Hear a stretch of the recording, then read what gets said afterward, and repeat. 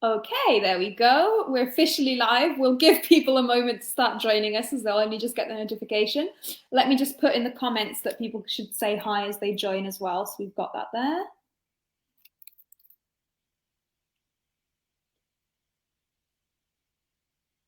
There we go. There we go. Ooh, we've only got one person watching, Angela. They'll all stream in soon. Claire's already there. There you go.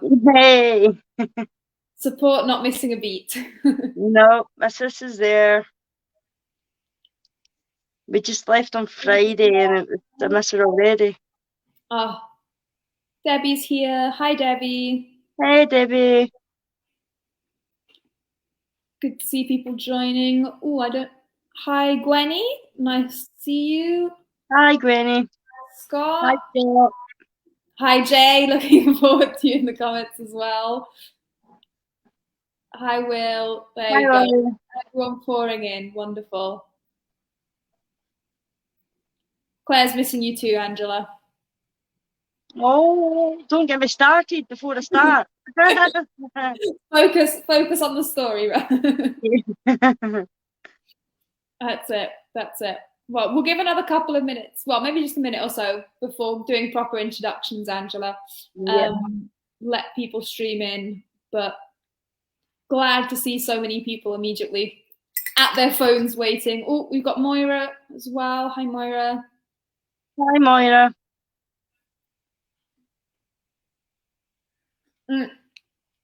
If you do have any kind of comments or questions throughout the live stream, please do feel free to put them in the comments. I'll be keeping an eye on them as Angela's talking. Given the fact that we will be talking about personal stories, though, I will be filtering them a little bit based on what message we want to get across or whatever. So if we don't get back to you immediately during the live, we might have a read over the comments afterwards.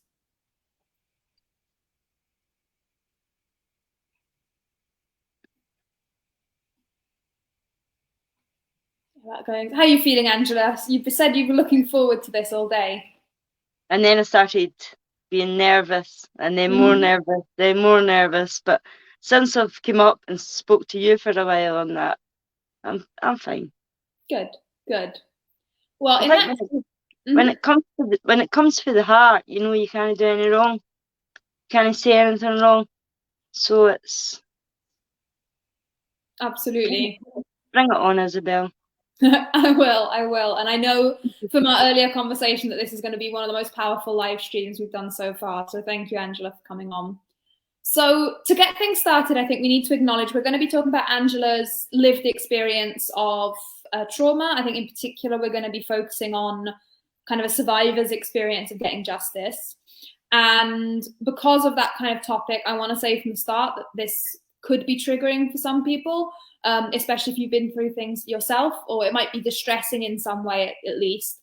If that does happen for whatever reason, that it's not at all your fault, it's a perfectly normal response. There's kind of a couple of different things that you can do. The first is just to ground yourself in the moment, really take yourself out of that state. Try some really deep breaths in and out. If that isn't enough, maybe remove yourself from the situation for a minute, walk around for a second, stretch a little bit, get yourself a glass of water, just kind of remove yourself, and then you can come back when you're feeling better. If that still isn't enough and you need a little bit of support, please do feel free to drop me an email and I will get back to you as soon as possible, or put something in the comments and we'll chase up that as well. We'll be talking about peer support groups as well, but we also have the knowledge base and expertise within Wave to support you if needed. So please don't feel you need to go through that alone. And similarly, in terms of notes on what we will be talking about today, Angela, I know I've said this to you in private before, but I'll repeat it just so everyone else knows as well that this might be their experience if they were ever to share their story. If for whatever reason you don't feel comfortable sharing something or answering a question or change your mind or something comes up, feel free to just let me know and we'll find whatever way makes you feel more comfortable and more safe. Got a couple more people saying hi in the comments as well. Hi, Paul. Hi, Paul. Hi, Donna Marie. Angela, would you like to introduce yourself before we kind of get started with the story for anyone who hasn't kind of met you before? Well, I'm Angela Huston. I am an ambassador for the Wave Trust. I'm also on the Hearts of ACE and the Council of Lived Experience. I'm a mum of 5 and a grandmother of 2. Thank you, Angela. And to anyone who hasn't met me, I'm Isabel. I work for Wave Trust. I'm their project manager for police and criminal justice.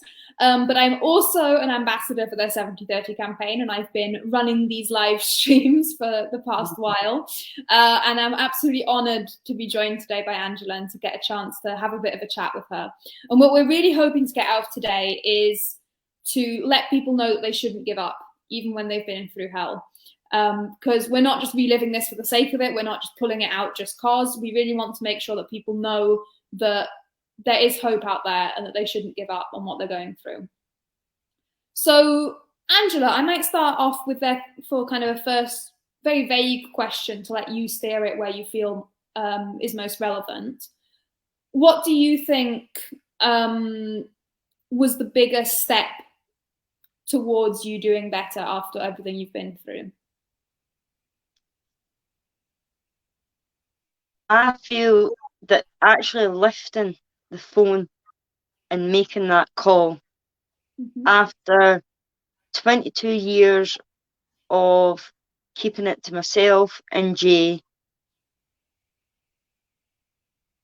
and all the things that I'd been through in that 22 years because it was eating me from the inside out. And on that day, I'd actually tried to hang myself. And it was my 15-year-old son that had caught me. And when the police and the ambulance had arrived, Jay had phoned his dad. His dad came straight home from work, and the police and the ambulance had arrived. And I tried to tell them that I'd fallen down the stairs. So the police stood in my sitting room, and the ambulance crew had me in the kitchen, and they done all my observations, and they says, no, she's fine. And it was a really, really big policewoman, and she wanted to detain me under the Mental Health Act, but she actually wanted to detain me in cells as I was a harm to myself. But by luck, there was 4 other police officers there, and all 4 of them says, you can't detain her in a cell. She needs hospital treatment. She doesn't need to be taken to the cells. And she actually wanted to put me in handcuffs and take me out to the van in handcuffs, bearing in mind I had just tried to hang myself. Yeah. And this was, by this time, Kieran was, unbeknown to me, he had been outside and told the police that he had found me and that I'd tried to hang myself, and that he had wanted me to get help because he didn't want to lose his mum. And I didn't find that out till quite a while later. So the other 4 police were really, really angry at this one policewoman, but I think she was the sergeant, and she was adamant that she was taking me out in handcuffs. And Jay actually stood up and says, do you realise she is 5 foot? She is in pieces. She does not need to be cuffed. She needs to go to hospital. Yeah.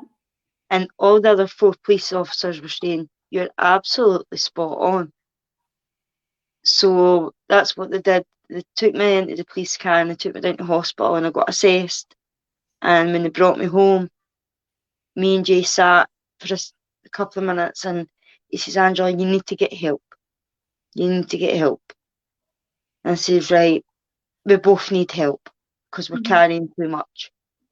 And he says, right, we'll make a deal. We'll both get help. Yeah.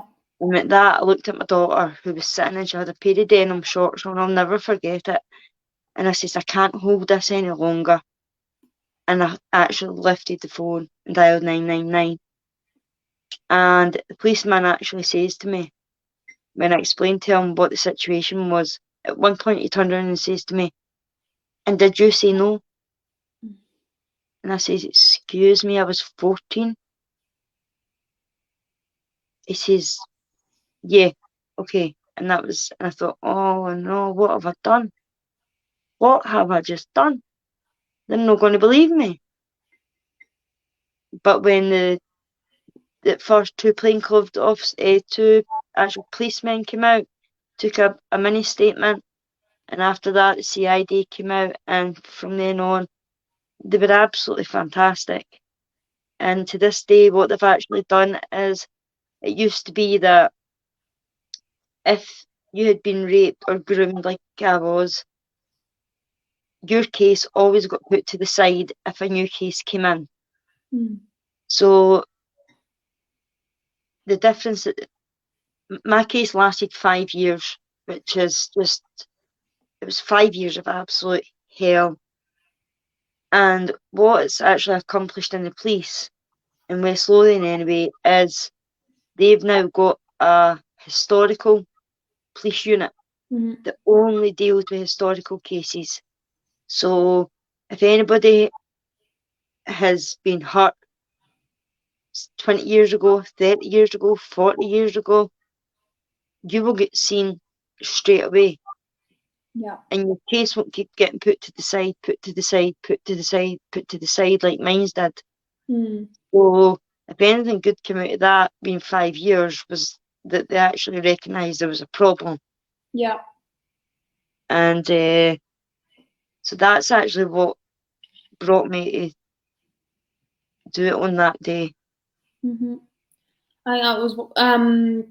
Thank you for sharing, Angela. I think you've given a lot of different examples about how services can do better, and some where they're starting to do better, which is wonderful Yeah. to hear. I think I'm doing a lot of work now around trauma-informed policing, and I think a lot of the negatives you described there will hopefully not happen in a trauma-informed police setting where people are aware of what someone has been through and what that will look like and what behaviours that will bring. But I'm glad to hear that you did get the support afterwards. Definitely. So I do have a couple of follow-up questions, but actually I think Will's is relevant now that I'm seeing in the comments here. And that is, how did it feel to get it out after so long?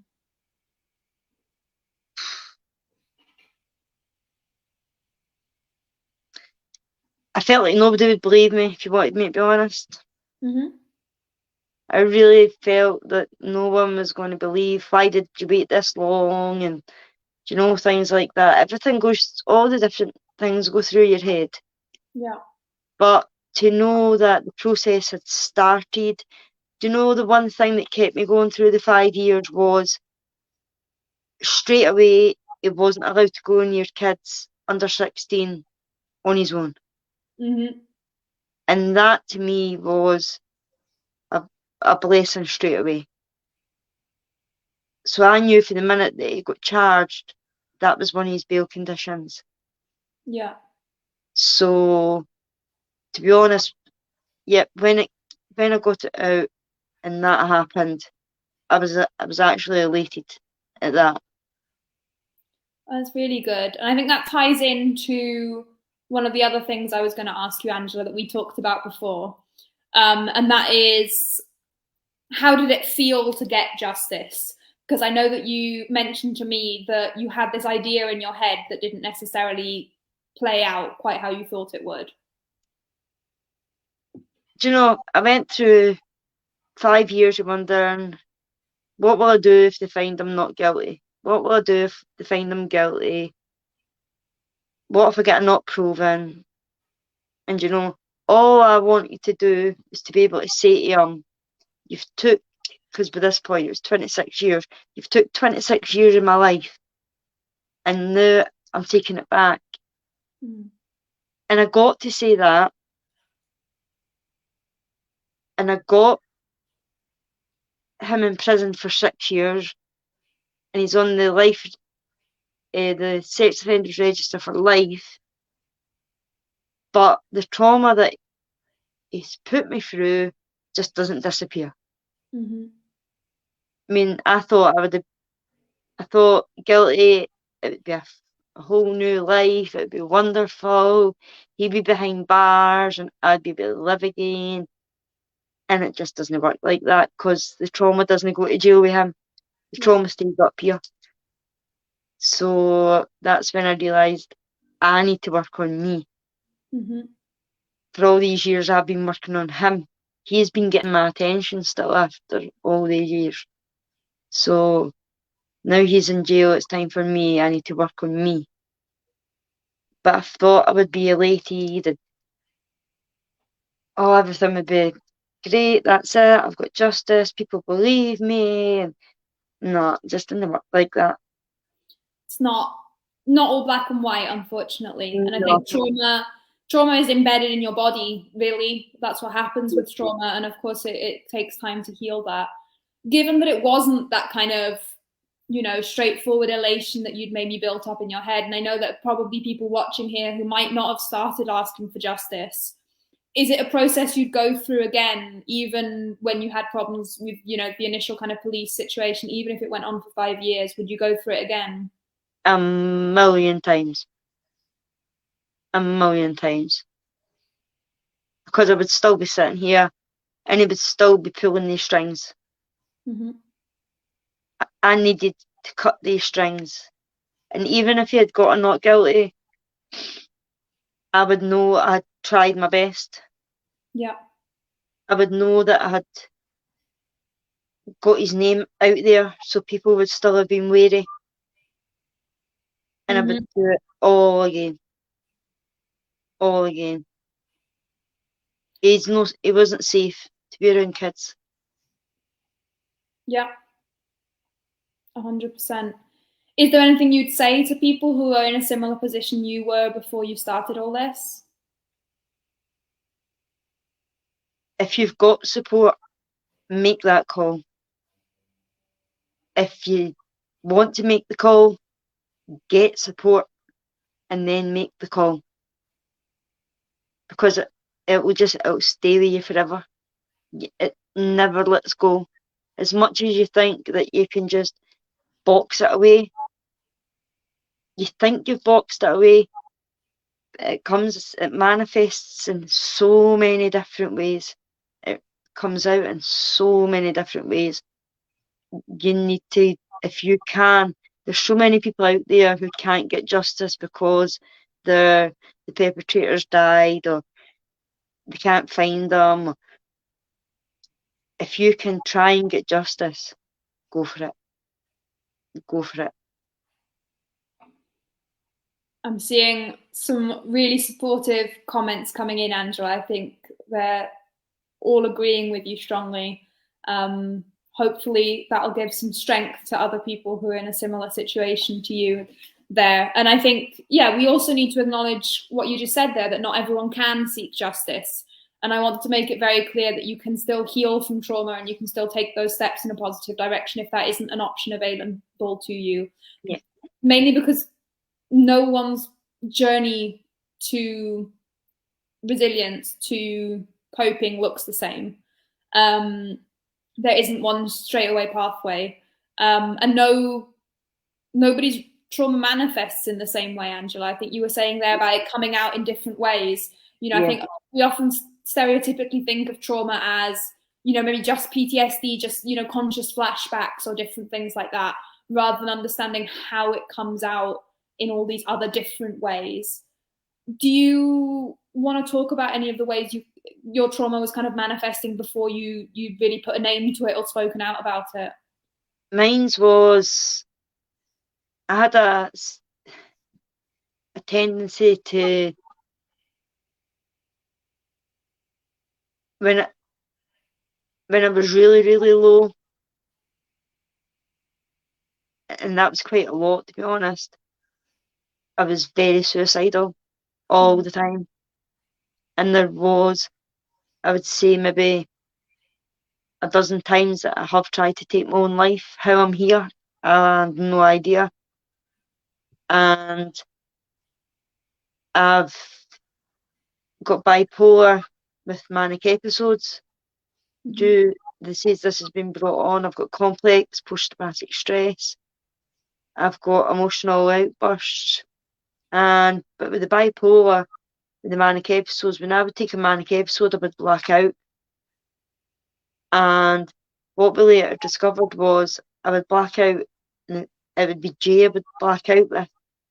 And it would be no matter what. I mean, if I was to come up to the room, and Jay was to follow me to make sure I was okay. I would slam the doors on him, and I've hold my hands up. I was a violent one. I mean, Jay's had to get stitches. He broke his ankle trying to kick through the bathroom door because I was sitting there on the medication at the other side of it. He's had to punch through glass to get through another door because I was trying to slip my wrist at the other end of it. So it shows you the perspective that it's not just men that abuse women. And then when I came, it's like a flick of a switch. I would not remember absolutely anything that I'd done. Yeah. And I would look at Jay and I would be like, why are you lying on the floor?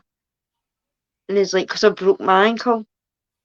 And I would have absolutely no recollection of what I had done.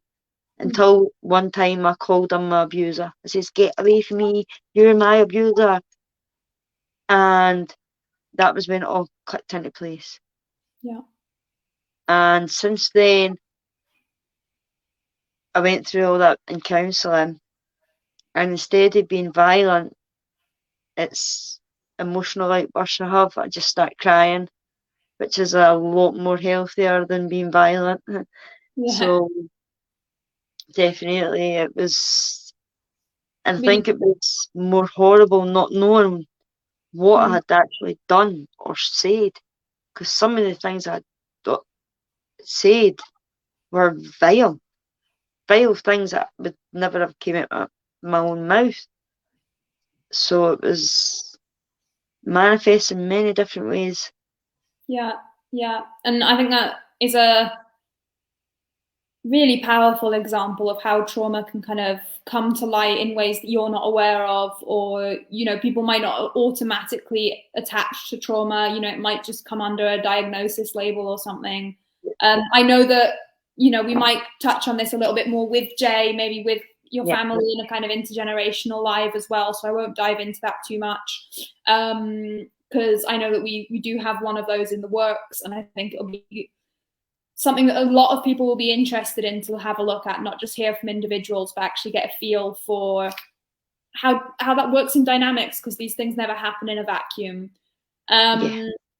But I think also what you were saying about being honest there about the kind of violence that might have come in, or the terrible things that you said when you weren't aware of it, etc., about how the line between victims and perpetrators is not black and white. It's not a complete separate. And I know that you've even said to me quite candidly, which I think is very, very strong of you, about your own abuser. We need to acknowledge that people often come to that from a background of their own trauma, and that when we're looking at healing people, that's sometimes also to prevent things happening to further victims as much as protecting people. It really is an understanding that trauma can impact you in so many different ways and bring that out. People aren't violent for no reason. Yeah, definitely. I haven't read any of the comments, Angela, so I'm just going to take a second to have a quick read through and see if there's anything to bring up there. But I'm seeing so many words of support here. I'm seeing well done, you're so brave. Oh, thank you all. Wonderful message from Jay that I'll leave up there for you to read, Angela, whilst I'm having a flick through, as I know. Seeing some fantastic, some very true. Best thing is to get support. Claire saying she could never be as brave as you have, but Claire, I have seen you be beyond brave, so I don't know. Claire, don't ever put yourself down like that. You are one of the bravest women I've ever met. Yeah, some wonderful messages of support. I think it's all mostly fantastic messages of support. Yeah, another message from Jay here, just as you were talking about that specifically, I'll flag it up about very brave of you to speak about it, Angela, and it was trauma driving the bus, and I always knew that. So I think it's wonderful to be able to talk about these things with both sides of it, and it not just being, I think domestic violence is so often talked about in just one scenario, and it's not understood as the kind of very, very complex very complex dynamics that come into that, Yeah. and the hurt that comes to everyone. So wonderful. Trying to think of what's most relevant to bring up next, Angela. I think, do you want to talk a little bit about what the experience was for you during those 5 years of getting justice, to kind of give people who might want to go through the same thing a bit of an idea of what they can expect, what might be in store for them, what are the good things, what are the bad things? 5 years, I was really just left to, after I gave my initial statement, I was really just left to it for 5 years. Mm. That was it. And then the court dates started coming in, and then they were cancelled due to COVID, and then I'd get another court date in, and that cancelled. So it went on like that for about a year. And then they brought in that new thing that the victim can go in and give evidence in a separate room now. Mm-hmm. And so I went in and I done that. It is actually still in the court, Right. but it's only you and the PA, Mm-hmm. his lawyer, and the judge, and then all the other people that sit. Mm-hmm. And I gave a statement that way. But because of COVID anyway, there was nobody else allowed in. Right. But he got to watch from the jail. Mm-hmm. So that was how I still was able to see my message across to him. And I made sure that I looked straight down the camera as I said it. Because I thought, no, I've got to say what I've waited 5 years to say this. I'm cutting the strings. I need to cut these strings. I need to take my life back because he's still got control over it. Mm-hmm. I mean, I've got makeup on today as well, and I have went, oh, you have no idea how much hassle makeup has caused me all my life, Mm-hmm. because I wasn't allowed to wear makeup. And he made out that it was because in case it went on his shirt and his wife saw it. And it wasn't until the court case started and one of my support workers says to me, no, Angela, that was because it made you look older. Mm. And I was like that, oh my God. And I really thought of that.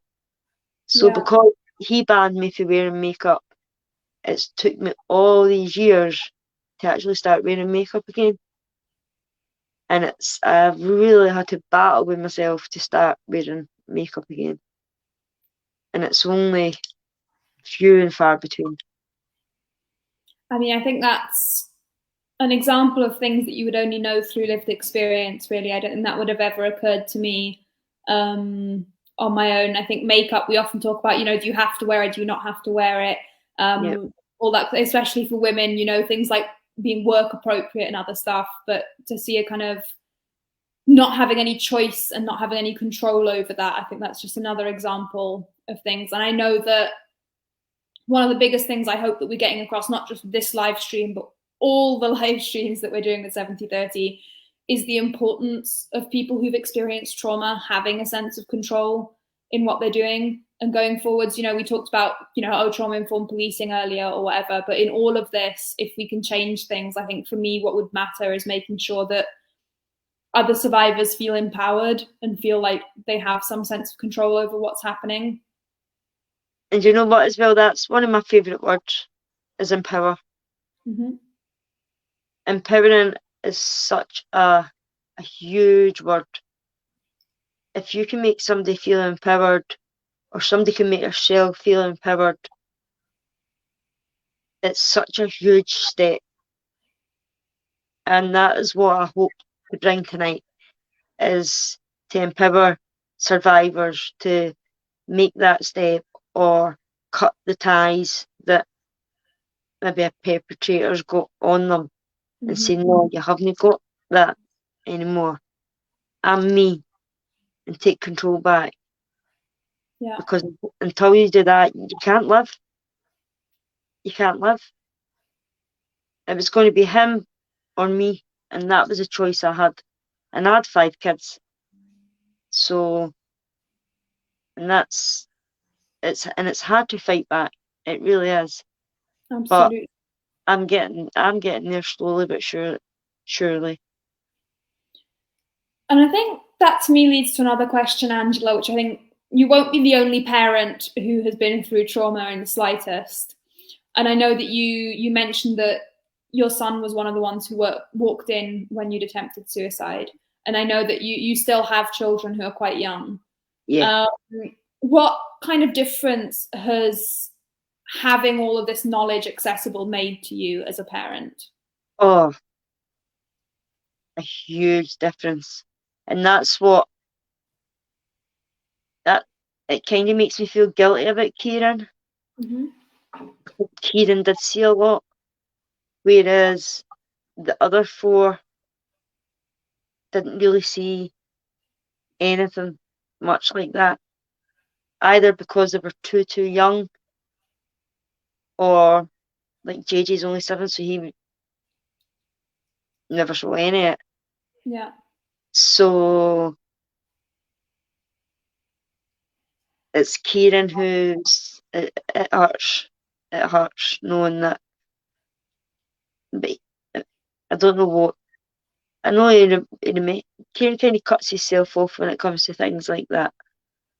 You know, but it doesn't talk about what happened to me, things like that. That's too hard for him.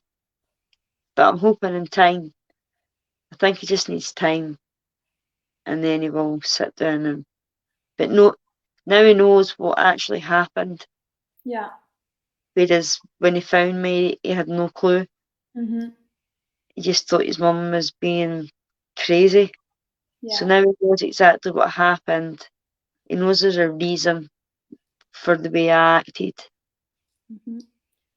I think you've reminded me of something you said to me earlier in private that I think is really worth bringing up, and that is one of the other positives that you found in coming forwards, and that was people suddenly understanding some of the behaviour they'd seen from you before, or some of the support around that. Do you want to talk for a moment about what it was like to put your story out there in terms of others' reactions to it?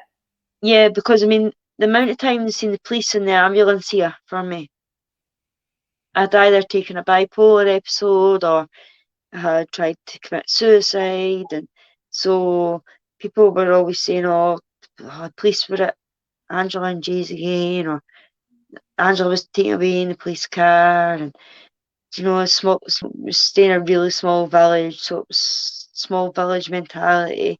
Mm. And then when I was able to talk, once I had got him charged, I was able to tell my story, and everybody was like, "Whoa, you're so sorry." And it's like, I don't want a sorry. You could just have asked. Mm-hmm. At the time, if you'd asked, I would have told you. Yeah. Because I didn't really hide things, I just didn't really broadcast them. Mm-hmm. But everybody just thought I was crazy, so I just let them think I was crazy. And then it was everybody flocking around, "Oh, we're sorry, we're sorry." And I didn't want that. I didn't need that. I had the people who supported me, and that was who I needed at that time. Absolutely. And do you want to talk just a little bit about the support for anyone else who might feel like they can come forward? Because I know that we've got some brilliant support networks that we can advertise for people to come and join as well. Do you want to talk a little bit about Hearts of Ace and the kind of peer support element for that? Hearts of Ace has absolutely, they've kept me going so much. So much. It's like an extended family sort of thing. Mm-hmm. And I mean, we've all seem to get each other. We're all on the same level because we've not had the same thing happen to us. We've all had different things happen to us, but we've all had trauma in our lives. Mm-hmm. So we all get that gut feeling that there's something not right. We can talk about it. We can speak freely, and it's highly confidential. And we're going to go on now and the peer support group, and that's where the empowerment comes through, Isabel. Mm-hmm. And you're going to give somebody the chance to speak and that they're going to be empowered to speak in the peer support group. And that's, to me, is when we do our own peer supports, and what we've got is like a wee ball, and it's like an empowerment ball. Mm-hmm. And when you hold that ball gives you it empowers you to speak. So the peer support group at the Hatch Ace is just, it's going to be absolutely fantastic.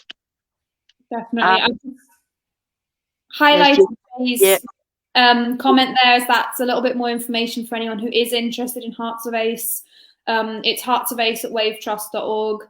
And you can find out a bit more. You can join Jay and Angela, some of the wonderful people who are supporting us in the comments, and Thula as well. I did a live stream with her on domestic violence that's on YouTube if anyone wants to watch it. And yeah, there is plenty of support out there. So if you're starting to recognize some things in yourself, starting to recognize some of the behaviors, some of the experiences, don't feel like you need to go through it on your own. no, definitely not. We've got lots of very passionate people ready to hold you up. And I think, Angela, I want to go back. I had to write it down whilst you were saying it, about sharing it. You said the sentence, "You could have just asked." And that really resonated with me, because we have been doing, as part of Wave's work, a lot of trauma-informed training to all kinds of different organizations, frontline workers, etc. And one of the questions that we get without fail at every single training is, "I don't want to open a can of worms I don't know how to deal with." And obviously in the training, we're addressing how they can help with that.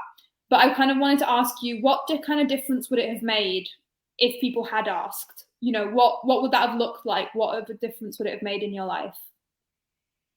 I think it would have made them realise that I need help, instead of getting pointed at or not spoken to, or walking into the school playground and all the parents standing there and me standing on my own, and which caused me to no leave the house now for however many years. If they'd just asked, I would have told them I'm unwell. Do you know, I need this has happened, and I would have been honest, instead of people pointing and just looking. I'm not going to just go up and tell people, Isabel. Yeah. Do you know, if they're pointing at me, I'm not going to just go up and say, "Listen, I done it because this happened." No. If they wanted to know, they could have asked. I think that's quite right too. I think when you have used all of your energy on survival, it shouldn't be on you to take that extra step as well, when people are able to see all that behavior. So I fully agree with that.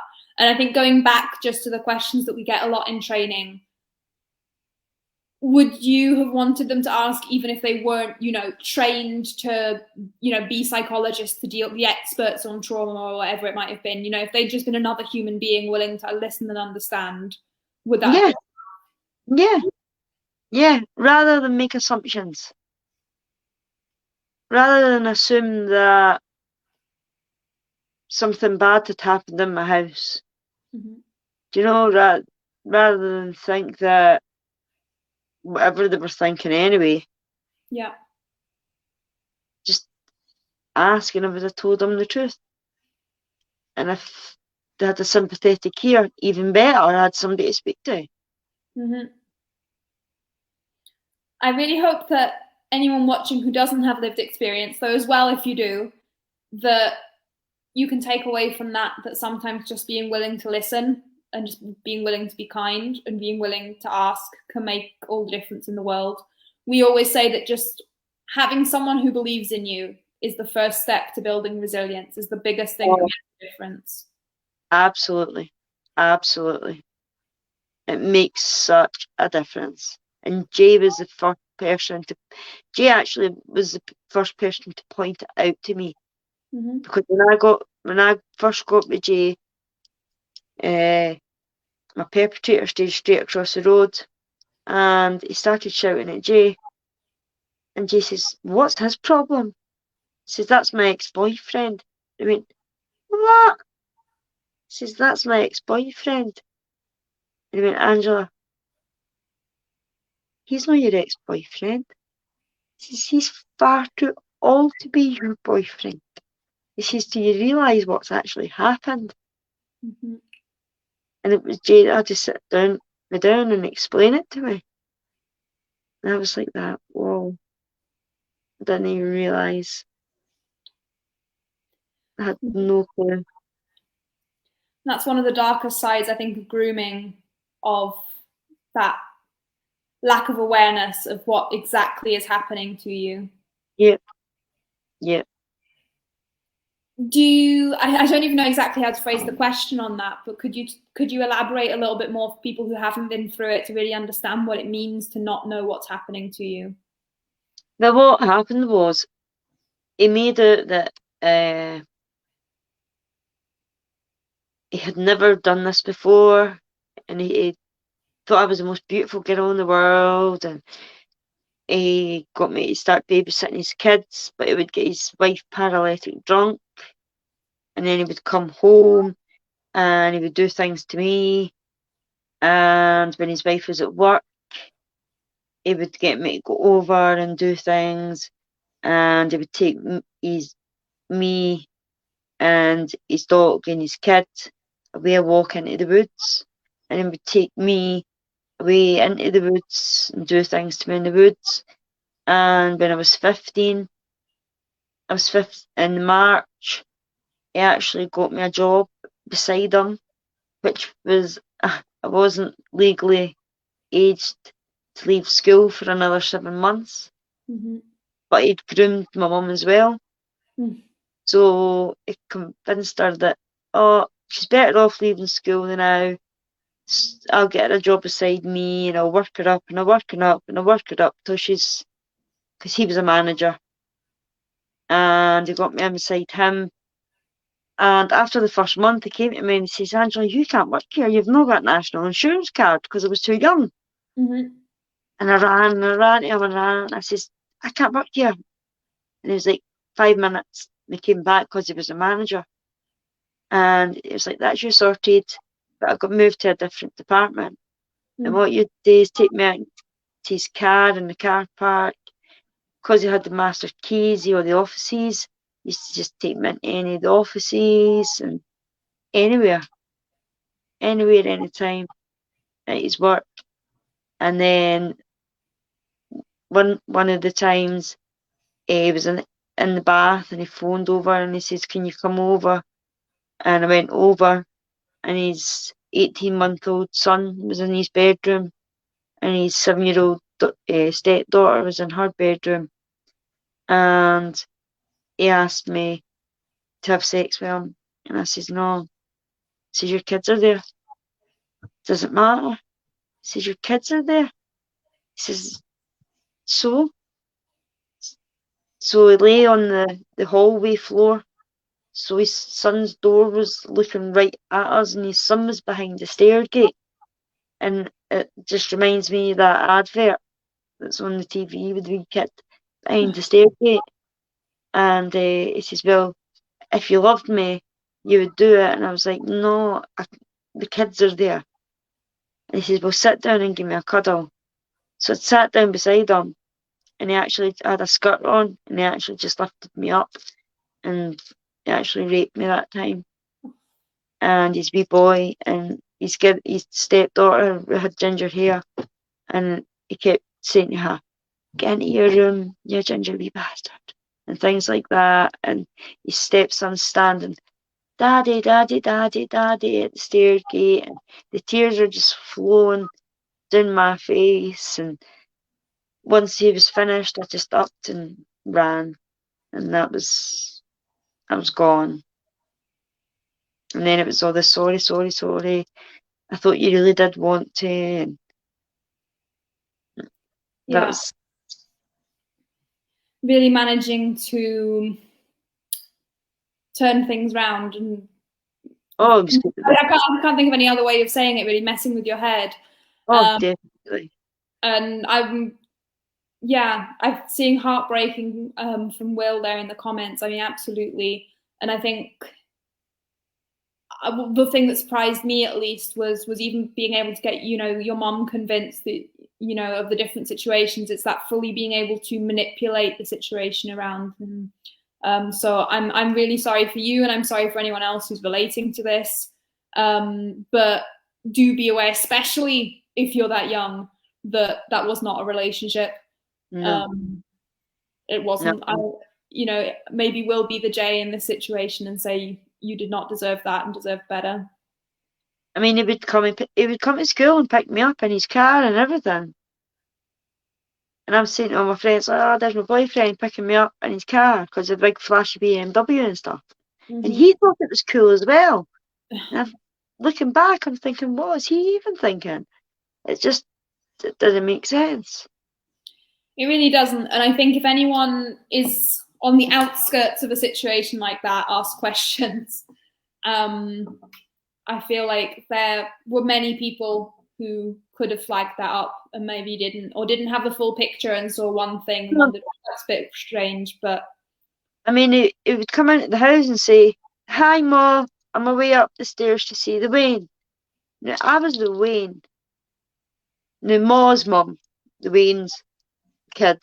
And my mum would say, okay, son. And I'm like, looking back, I'm thinking, no, just, he groomed the full family. yeah. He was a master manipulator, and he deserved to be where he's sitting right now, to be honest. Fully. And I'm very, very glad you got some justice there. And I Yeah. must say, I think going back to, I know the message that you wanted to be coming out of today of don't give up. I mean, I think that's true for everyone else, but true for you still, Angela. Yes. Give up on all the wonderful progress you're making. I know that you're finally getting to concentrate on you and spend that time on you. And I think I won't be the only person who has seen the difference it's made in such a short time. So I'm looking forward to seeing what we'll be able to achieve in the next few years together. Yes. I'm sure it will be revolutionary. Definitely. And we've got the 18 miscarriages to talk about, but we'll talk about that in the family one. I mean, you're welcome to hint at it now. I know that you particularly, in the same way that people might not know that they're, for example, can bring up historical cases, or might not know that you also wanted to bring up appeals, I think you mentioned. Oh, I did. Yes, absolutely. If you go and you do file for a case and they tell you you've not got enough evidence, do not just leave it at that. Now, when Livingston High Court took my case on, and then they called me in and says I didn't have enough evidence. So I came home gutted because I knew there was enough evidence, and I googled it. I actually googled what happens if my case doesn't go ahead because there's not enough evidence. I googled it just like that, just like I said it, and it came back appeal. And I was like, gee, we can appeal. Because my CID officer says, no, Angela, I'm really sorry. That's it. That's it. Nothing else can happen. So my CID officer didn't even know this. So Jay got the form up, filled it in, says it took 6 to 8 weeks for any other court to see if they would accept it. This was a Friday. I got a phone call on the Monday morning from Edinburgh High Court saying that they were wanting to take the case on. So never, ever, ever give up hope. And you can appeal. And I've seen it Isabel earlier as well. I've had a few messages saying, like, if an accident happens, you've got 3 years, a 3-year period where you can report it. No, in this case, you can report it. Doesn't matter how many years it's been. 100%. And I think, especially if you've been carrying that hurt for so long, Yes. you know, coming forward, and be that through looking for justice or even just looking for support, don't feel you have to carry it with you any longer. Yeah. I mean, that was my aim after this, was I would love if anybody wanted to step forward and wanted to support, I would love to be beside them. I would love to walk step by step through it with them. Mm-hmm. And that's what I'm looking to achieve as well. So I'm going to look around ways that I can do that too. Because I would hate anybody to be on their own and go through that. But I don't want it to stop them doing it. Mm-hmm. So I could be that person. 100%. I think that goes back to what you said at the very start of it wasn't an easy journey, but you wouldn't change it for the world. And I think to anyone looking at it, we're not going to lie to you and say it's a piece of cake, just come forwards and it's all magically fixed. We're not going to say that to you. But just because it's hard doesn't mean it isn't worth it. And just because it's hard doesn't mean it can't be better. Definitely. And I think we've got about another 10 minutes, Angela. Do you want to just talk about the miscarriages thing? Because I know that you said that there was a lack of awareness around certain tests and certain things that might be able to help people with information. So just to that perspective, as we talked about the appeals as well, about putting a bit more information out there. After we had Kieran, well, at first we had 2 miscarriages before we had Kieran. But to be honest, they always say you have 2 out of 3. So we call that the 2 out of 3 because we went on to have Kieran. And after we had Kieran, every time I fell pregnant at 7 weeks, the baby would self-abort. So we ended up in a specialist clinic and they done all the tests that they could and everything came back clear. So they told us, just keep trying, keep going, keep going, keep going, keep going, keep going. It's the most natural thing for your body to go through. It wasn't the most natural thing for our minds to go through, but we just took their advice and kept going and kept going. And then I walked into my doctor's one day. She went, Angela, you look terrible. And I went down to 6 stone. And she says, no. She says, I'm going to do like your full blood tests, 22 blood tests or something it was. And it came back that I had no B12 and I had no folate. And the thing when I gave birth to Kieran, that had been since then. So I started getting B12 injections and I started getting folate tablets. Now you get folic acid when you're pregnant and it's 0.01 milligram. I was on 1,000 milligrams. So what happens is at 7 weeks, baby's spine starts forming. And if you've no folate, it can't form. So the babies were just self-aborting. So as soon as I started getting the B12 injections and the folate, along came Mia Rose. Although she was 6 weeks early and she was seriously ill, she was here. So we never went back on contraception because we thought that was just a rainbow baby that was lucky. And then popped out Alyssa, and then Kayla Jade, and then we had JJ. And then we stopped. But the thing is, it went in the Daily Record. It went in quite a few newspapers actually. And the feedback that we got for the Czech Republic, it was all the world, Czech Republic, Portugal, saying that the women had went to their doctors and specifically asked for these tests and were now sitting with newborn babies in their arms. So it wasn't all in vain, and that's the way I can look at it now. I think that's a wonderful message to end on, Angela, of it's not all in vain, and that there is light at the end of the tunnel in different ways for different situations. And again, I think I'm just going to go back to it because your story is all about this, of you just shouldn't give up because it does get better. I think you've been through some of the worst things a person can go through, and yet you're managing to have a wonderful family, to have a wonderful support network around you. You're managing to bring such positive change into the world.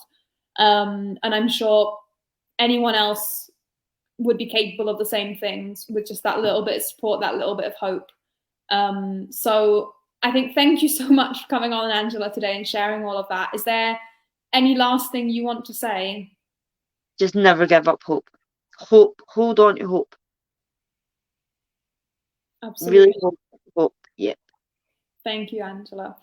So I think before I properly finish, I'll just say we will be doing another live stream on the 3rd of May. We'll be looking at Hearts of Ace again, in particular about physical abuse.